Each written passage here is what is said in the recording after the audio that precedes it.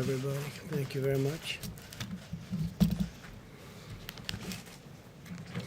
Let me begin by sending America's deepest sympathies to the people of Lebanon, where reports indicate that many people were killed. Hundreds more were very badly wounded in a large explosion in Beirut. Our prayers go out to all the victims and their families. The United States stands ready to assist Lebanon. We have a very good relationship with the people of Lebanon, and we will be there to help. It looks like a terrible attack. I also want to provide the latest on Tropical Storm Isaias. Approximately 600,000 are without power along the East Coast, and utility companies are working around the clock to restore service as quickly as possible. I spoke to Governor Cooper. I spoke to Governor DeSantis, and I spoke to all of the people at FEMA, and they're working very hard. Coastal areas in the storm's path can expect to see the storm surge and rip currents, while inland areas could see flooding and very, very high winds. FEMA is responding to states that have requested the assistance. We have a list of those states. We can give them to you in a little while, and my administration is monitoring the situation very closely. We have the military on guard, but we have FEMA is there in all cases. Corps of Engineers is ready if needed. The Army Corps of Engineers, very talented people. I urge everyone in the storm's path to remain alert and to follow the guidance of your state and local authorities. I now want to update you on the path forward having to do with the China virus. Before I do that, I want to give you some numbers, which are rather spectacular, that just came out. The manufacturing index of the Institute for Supply Management, that's ISM, most of you know it by ISM, increased for the third month in a row, rising nearly 2 points in July to 54.2. That was fantastic. The highest reading since March of 2019. This is remarkable considering the survey was conducted throughout July and showed significant improvement despite the Southwest, in particular, virus hotspots. The ISM measures, and it's a very strong measure, of new orders rose 5 points in July to 61.5, and its highest reading that would be since September of 2018. That's a big number. Since the April low, new orders are up over 34 points, which is the largest increase in the history of the ISM, dating back all the way to 1948. So 34 points, that's the largest since 1948. Similarly, the ISM's measure of production is up 35 points from its April low to a reading of 62.1, which is the largest three-month gain in over 70 years. That's some number. These were somewhat surprising, but I've been saying we're doing well, and those numbers are really spectacular. Automobile sales, likewise, are a key factor in the resurgence of manufacturing. Since the March low of 8.8 million units, with sales and all of the numbers that are going up stunningly, it's 65% increase since then to 14.5 million units, which is a massive number. The great strength and great news is really for states like, in particular, Michigan and Ohio, South Carolina, Pennsylvania, very good, Florida, a little bit. These are great numbers, record-setting numbers. The strength in new car sales is also evident in the used car market, where soaring demand, literally soaring demand, is putting upward pressure on the used car prices. This is a leading indicator of the motor vehicle industry. The need to restock depleted shelves will further galvanize the factory sector, and we think very substantially based on the numbers. We're very, very happy with these numbers, and I think most people are anywhere from surprised to shocked by these numbers in a very positive way. Economy-wide inventories crashed at a near $320 billion annualized rate last quarter. A crash in that case means a good thing, not a bad thing. That's the largest drop ever on record, ever. Home builder sentiment likewise is soaring, as our home sales sentiment is now higher than last year, and new homes recently made a 13-year high. So we have a 13-year high in new home construction. New business applications are very strong. That just came out.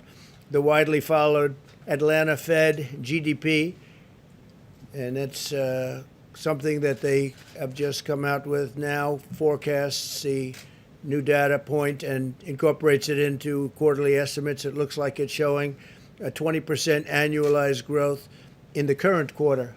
So 20% in the current quarter, we'll take that all day long. Let's see if that's right. That's a projection. So we'll see if that's right. The Atlanta Fed, very respected. The virus, back to that, we are continuing to monitor and monitor particular hotspots across the south, southwest, and the west. And we're seeing indications that our strong mitigation efforts are working very well, actually, especially to protect those who are most at risk, which has really been our primary focus for ever since we've gotten to understand this horrible, horrible plague that's been unleashed on our country by China. As of yesterday, cases are declining in 70% of the jurisdictions compared to 36% last Monday. That's a big, big number. 11 out of 13 states with the positive rate above 10% have seen a decline in daily cases since mid-July. In other states, the data suggests that the need for continuing vigilance always is strong, even though the numbers are getting very good. States that have a test positivity rate between 5 and 10%, and in the states with the lowest positivity rates, we also see slight increases in daily cases, and a couple of them. We must ensure that these states do not become new flare-ups, so we're watching them very, very closely. Fortunately, thanks to substantial improvements in treatment and the knowledge we have gained about the disease itself, the recent rise in cases has not been accompanied by a significant increase in deaths. Fatalities nationwide are at roughly half the level of the April peak. So the number of deaths or fatalities are at half the level. One is too much, one death, because this should have never happened to us. It should have been stopped very easily by China in Wuhan. Thanks to our major advances in treatment, we've seen vast improvements in recovery rates across all age groups. Compared to April, mortality rates are 85% lower among individuals aged 18 to 69 and 70% lower among individuals over 70 years old. We've also made significant strides in sheltering those at highest risk, especially the elderly. Approximately 85% of all current cases are individuals under the age of 65. Just getting some very accurate numbers on this. And these are people who are generally at a much lower risk of complications. Since the pandemic began, nearly half of all fatalities have been at nursing homes or assisted living centers. That's an incredible statistic when you hear that number. This data underscores that the best path forward is an aggressive strategy focused on protecting Americans at highest risk. As we race toward the development of a vaccine, we must continue to take extraordinary precautions to shield the elderly, and we're doing that. We're doing that at a level that we've never even dreamt possible, both with testing and with common sense. And those with underlying conditions, especially the elderly with the underlying, whether it's heart or diabetes, they seem to be the two most predominant conditions that cause tremendous problems, while allowing those at lowest risk to carefully return to work and to school. Where embers flare up, we must engage immediately, and that's what we're doing. This is the science-based approach, and that's good with us, working very hard on that. an extended lockdown would fail to target resources at the highest risk populations while inflicting massive economic pain, long-lasting damage on society and public health as a whole. So there won't be lockdowns, but we watch specific areas. We're very careful, and we're putting out embers, we're putting out flames. When you look at what's happening with Miami, and the numbers are going down, but Florida is going down very significantly. Texas and California are going down rather significantly. On telemedicine, as we discussed the last time, as I said numerous times during this day, it's an incredible thing that's happening. A central part of our effort to protect the elderly is to greatly expand access to telehealth so seniors can be treated from the safety of their homes. And that's what's happening. The number of Medicare beneficiaries using telehealth increased from roughly 14,000 a week to nearly 1.7 million. So from 14,000 to 1.7 million per week in total. 10 million Medicare beneficiaries have accessed telehealth services since the pandemic began. That's a tremendous thing that's happened with telehealth. As we shelter those at high risk, we are also pouring every resource at our disposal into the development of therapies and vaccines. 2 vaccine candidates are currently in the final stage of clinical trials, with several more vaccine candidates entering phase 3 in the coming weeks. And you've read and seen what's happened today. Today's news was very exciting. Through Operation Warp Speed, we're also mass producing all of the most promising vaccine candidates, and we're determined to have a vaccine very quickly. We think we're going to have something very soon. We have great companies. These are among the greatest companies in the world. But right now, they don't like me so much because I'm forcing them to drop drug prices, prescription drug prices, very massively. Some of these companies are involved in that. Some of them aren't. We're having you'll see a tremendous drop in price. We're using favored nations. We're using the rebates. We're using everything. So long I've heard about how wealthy the middlemen are. They call them the middlemen. And they are very wealthy. Nobody even knows who they are, but they're very wealthy people. And we're doing the rebates. We're doing purchases from other countries, like Canada, which buys drugs for much less money than the United States is allowed to under a very bad system. I don't call it archaic. I call it bad because it's meant really for drug companies to get higher prices. But under the system of matching that we have, if Germany has a pill for 10 cents and ours is $2, we're allowed to say we want favored nations and we want the pill for the same. The same as the lowest country in the world. If they sell to one country lower than anybody else, that's the price we're going to get. Drug companies aren't too happy about that. Big Pharma. We've also dramatically accelerated the availability of plasma therapies, steroid treatments, antivirals, and other therapies to treat the illness. Today, the NIH, we're very exciting, announced that they're beginning the trial of 2 new antibody treatments, which will take place in 40 cities across the country. We're going to move very quickly. Results look very good already, incredible results. More than 230 clinical trials for potential treatments are underway, and we've secured 500,000 courses of treatment for remdesivir.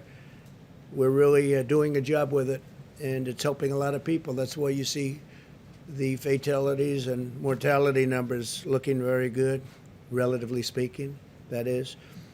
But that's for American hospitals through the month of September. So we have remdesivir at a very high level for hospitals through the month of September. That's big news. The United States also is far and away the most robust testing capacity in the world. Testing has been incredible, what we've been able to do. Nobody's even close. Since March 12th, we've increased daily testing by 32,000%. How's that? 32,000%. Somebody would say that must be a typo. It's not a typo. 32,000%. We now have conducted over 61 million tests nationwide, averaging over 820,000 tests per day and nearly 5 million tests per week. And now that we're understanding the virus, we're understanding very much what we're doing with respect to who it affects, who it's destroying and who gets away with it, like young people, very young people. We'll be having some interesting statements having to do with testing and focus testing. I call it focus testing. By comparison, Mexico, so we're doing numbers that are incredible, but by comparison, Mexico, as you know, the president was here, he's a great guy, but their numbers are much different. They do about 1 million tests. France has done 2.9 million tests. Canada's around the 4 million mark. Australia's around the 4 million mark. The United States is testing more people in a single week than, in many cases, large segments or large, well-known countries all put together. It's been an amazing achievement, the testing and the quality of the testing also. And now we're doing testing where you can have results in 5 minutes, and 7 minutes, and 15 minutes, as opposed to waiting to come back from labs, for it to come back from labs. Over the last several weeks, HHS has opened surging testing sites in Baton Rouge, New Orleans, Phoenix, Miami, Jacksonville, Florida, McAllen, Texas, Bakersfield, California. And this week we're opening new surge sites in Houston, Texas, Atlanta. To date, more than 130,000 tests have been conducted at these sites. Last week, the FDA also authorized the first 2 tests that display an estimated quantity of antibodies present in the individual's blood, which is a big deal, allowing us to learn more about the immune response. FEMA and HHS has worked with the private sector to deliver we have new numbers, more than 200 million N95 masks, 855 million surgical masks, 36 million goggles and face shields, 364 million gowns and coveralls, and 21 billion gloves. Billion. Can you believe that? Billion gloves. And we distribute that to the governors, different states, and when we get on the phone with them, they're very happy, that I can tell you. No complaints from any of them. They're very, very happy. What they say to you separately maybe will change for political reasons, but they are very happy with the job we've done. In our national stockpile, we've tripled the number of N95 masks on hand to more than 40 million, tripled the number of gowns to 15 million, and quadrupled the number of ventilators to nearly 70,000. These numbers are growing every day, and we're now making thousands of ventilators, many thousands of ventilators a month, and we're getting them to other countries who are desperately in need of ventilators. They're very hard to produce. They're very complicated machines. So we're fully stocked here, and we've made sure that every state is fully stocked, but we're getting them to a lot of countries that need help. We'll continue to work with the governors and local authorities to help them ensure significant hospital capacity, protective equipment, supplies, and medicine. I'm more confident than ever that we will get a vaccine very soon, and we will defeat the virus. And I want to thank you all for being here. We'll take a few questions. Yeah, please.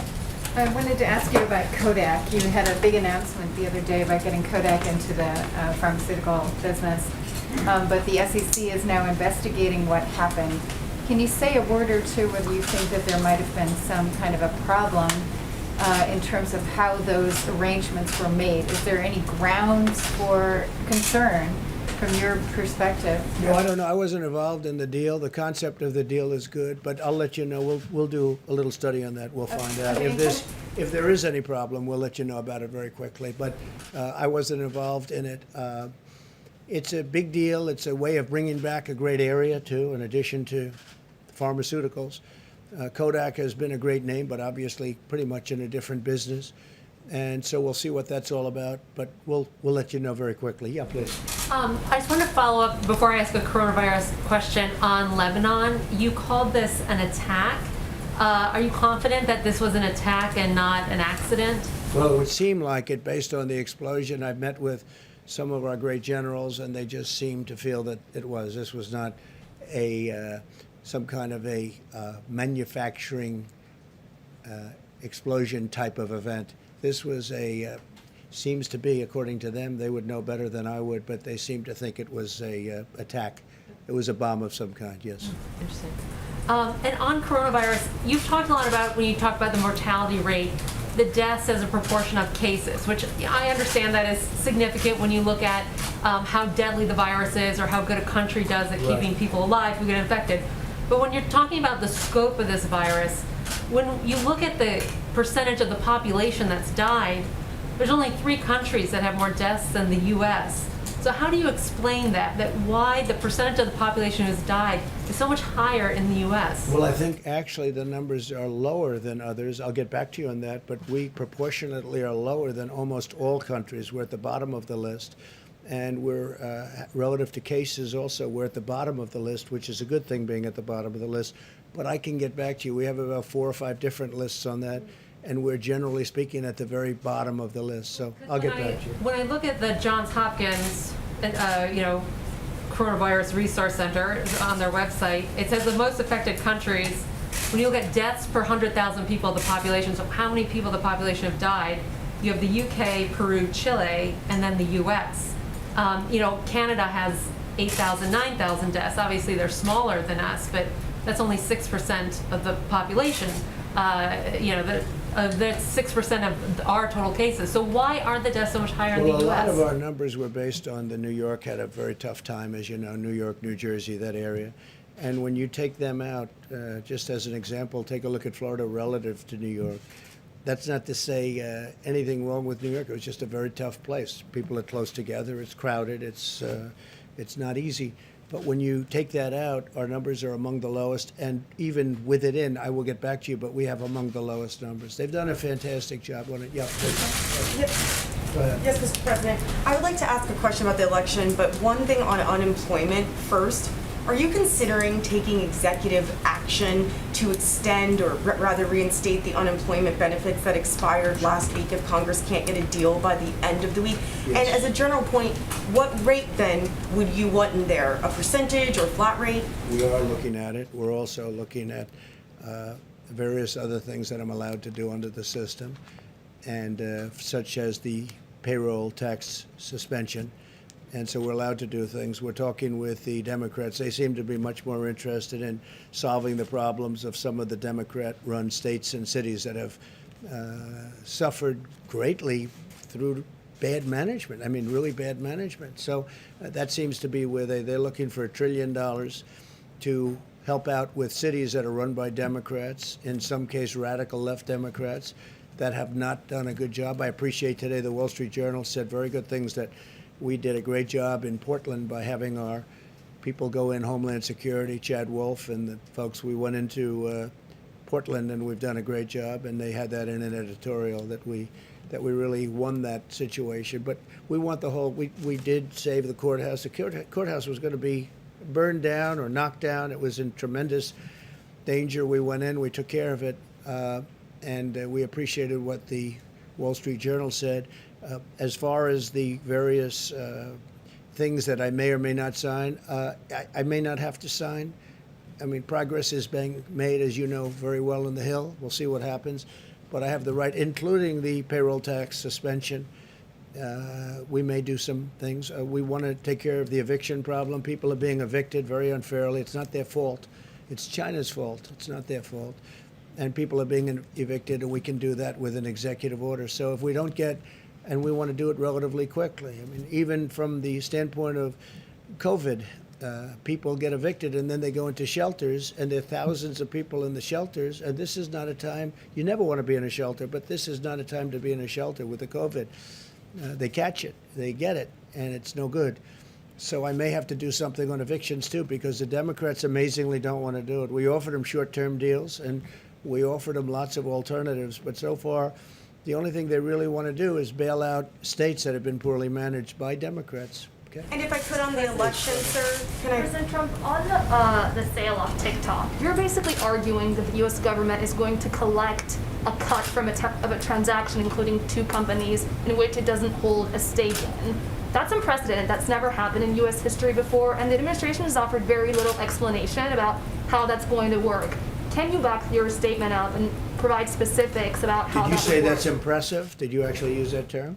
I said it's unprecedented. Oh, well, it's almost the same thing. Not quite. I like it. I like impressive. I like impressive. Not quite. Close. So TikTok. TikTok is very successful. It does tremendous business in the United States. People are riveted by it. I mean, I have many friends, when they saw that announcement, they're calling. I think their kids love it. They don't, because they don't get to see their kids anymore. But they are. It's an amazing thing, whatever it may be. And I told Microsoft, and frankly others, if they want to do it, if they make a deal for TikTok, whether it's the 30% in the United States or the whole company, I say it's okay, but if you do that, we're really making it possible because we're letting you operate here. So the United States Treasury would have to benefit also, not just the sellers. And I said, inform. Very simple. I mean, we have all the cards because without us, you can't come into the United States. It's like if you're a landlord and you have a tenant. The tenant's business needs a rent. It needs a lease.